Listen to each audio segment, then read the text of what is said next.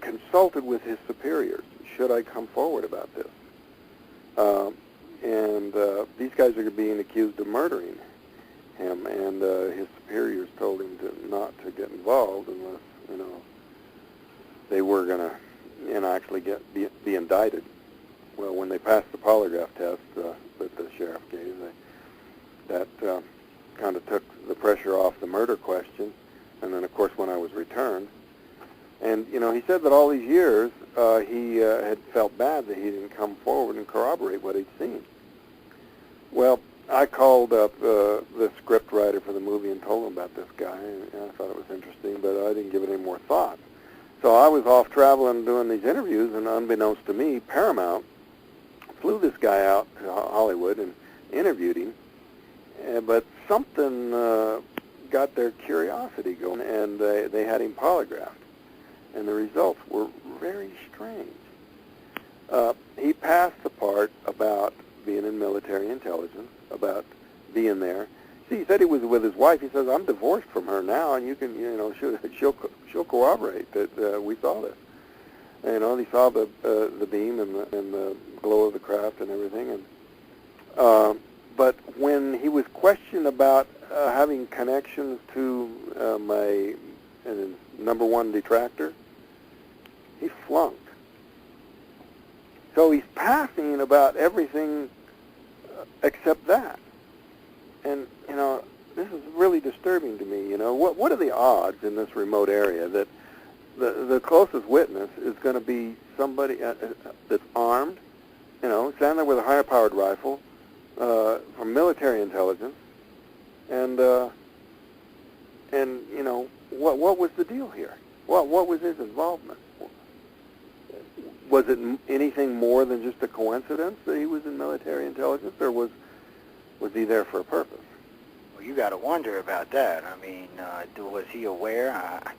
You really got to wonder about that. Is there some Earth-based connection here? There might be. I know that the certain the cases that are reported are divided up into different groups, and I'd say the majority or a substantial quantity of them are not anything like what I experienced. No, there's a certain amount of them that are just dreams, delusions, misidentified things. It's nothing extraordinary at all if you got to the bottom of it. But then there's a certain percentage of them that are something like what I saw. But even that's divided into how much of that is from out there and how much of it is secret stuff that our government's putting out and using the UFO thing as a cover. And they do that a lot. So, which one of those was this? Like you were talking about, I was unconscious when I was taken aboard. How do I know that guy or his team or somebody, didn't come and throw me in the back of a Jeep or something and take me to some place, It's a tough one. I mean, I do, one of the things that ICAR does is MILAB research, which is military abductions, and there are some out there. You never know, Travis, you just don't. And it scares the hell out of me to think that in 1975 that our government may have been even doing this, but personally I think that's what the Betty and Barney Hill case was. The guy's story is documented with polygraph tests, from the top examiner in the state, the former state police polygraph examiner. Was testing this guy and confirmed that he was in military intelligence and that he saw these things. But, it really bothered me what the hell was he doing there? Yeah. What's the government got? What's that? That's an extremely big. I mean, I don't believe in coincidences, but man, that's an extremely. We got a Fed out hunting when this is. I don't know. That's a tough one, man. I wish I'd have known somebody that works in that. I mean, for the Feds in that area, I'd love to find out what the hell he was doing out there. Because now I got to think that maybe he was just deer hunting. Who knows? It's possible. I mean, it's a good place to hunt and all. It's possible. I don't know, Travis. Now you got me really thinking. See, I'm going to have to rethink this whole case. Now I'll be spending the next 9 months thinking about this. Well, that's something that's really bothered me, and a lot of other things about, just how much has the government been using the UFO phenomenon, which is a reality, and they know it. But but they're using it as a cover for stuff they're doing.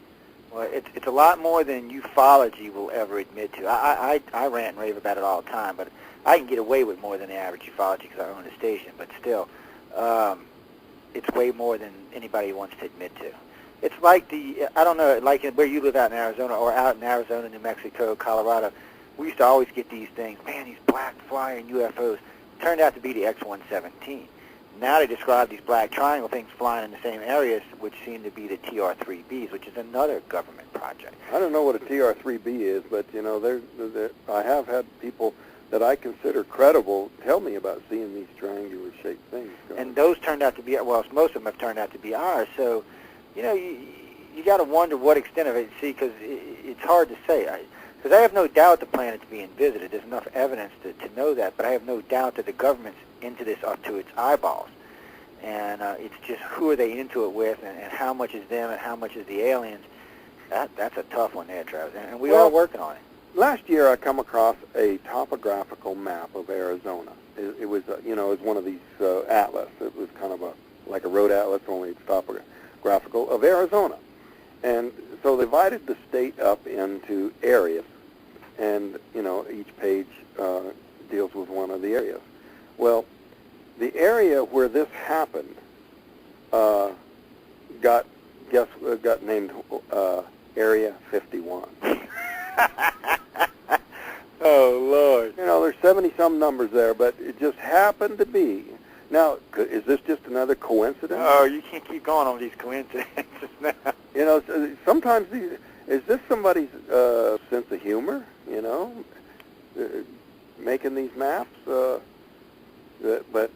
I'm putting that in the new edition of the book to show that, you know, there's an Area 51 in Nevada and there's Area 51 in Arizona, and that's where this happened. Well, I'll make sure that they get the link up on the site, the new book. What is it, a revised or an added version? I meant to ask that at the beginning. It's basically the same book with some corrections and some additions of things they wouldn't let me say, or, you know, things that have come about since then that I just added here and there. Where any usual places to get it, anywhere particular? The only place to get it will be on my website. That's TravisWalton.com. Oh, that's Travis. Yeah, that's TravisWalton.com. Yeah, TravisWalton.com. Yeah. That's the easy one, guys. Come on, I like those easy. I love easy. I hope to have them available before Christmas. Well, as soon as you do, let me know. I'll get one because I'm always interested. I'd like to see what the revises are. And guys, I'd get him to tell y'all, but then y'all wouldn't buy the book. So I'm not going to get him to tell y'all. You know how they are, Travis. You give them too much information, and you know, it's kind of strange. Ladies and gentlemen, when we get back, we're going to go to break here in a few minutes. When we get back, I promise we'll take some more questions. I see we've got a ton of questions stacked up. Facebook's got a bunch of them. I see the virtual auditorium's got a bunch of them. MySpace got a bunch of them. I haven't even looked in the emails yet. And guys, the 800 numbers are open. Whether or not we'll get to them tonight, I don't know. Travis been telling me a lot. Got me thinking about a lot. These coincidences are going to have me thinking for quite some time. Because, you know, the feds just got me bothered, Travis. I guess I never heard it before. And that's going to just have me bothered for a while. But we're going to take this opportunity to take a break, ladies and gentlemen. I want everyone to please stay tuned to UFO Undercover. I am your host, Joe Montalvo. We're speaking with Travis Walton this evening. And when we get back, we'll open up the lines for a few more questions. Stay tuned. We'll be back in about 8 minutes.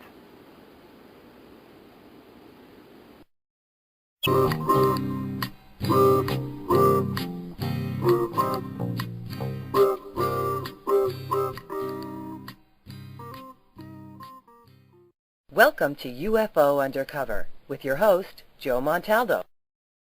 Welcome back, everyone. I hope you've been enjoying UFO Undercover so far. Travis has been an outstanding guest, and I'm glad he's with us for the 2 full hours tonight. When I say that, we've only got about 44 minutes left in the show, so I will get in as many questions as I can. There's still some questions I have for Travis, and I probably will have more. I'll have to pester him in the future one day. But Travis, welcome back. Yeah. Alex has been doing great. I've been thoroughly enjoying myself, learning something new.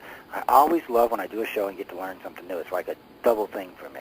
You know, because one of the reasons I decided to start hosting is it's like a shortcut for research for me. Now I can actually talk to the people, and it's a benefit because I get to talk to them and ask the questions I want, and the audience gets, of course, gets to hear and gets a little education in the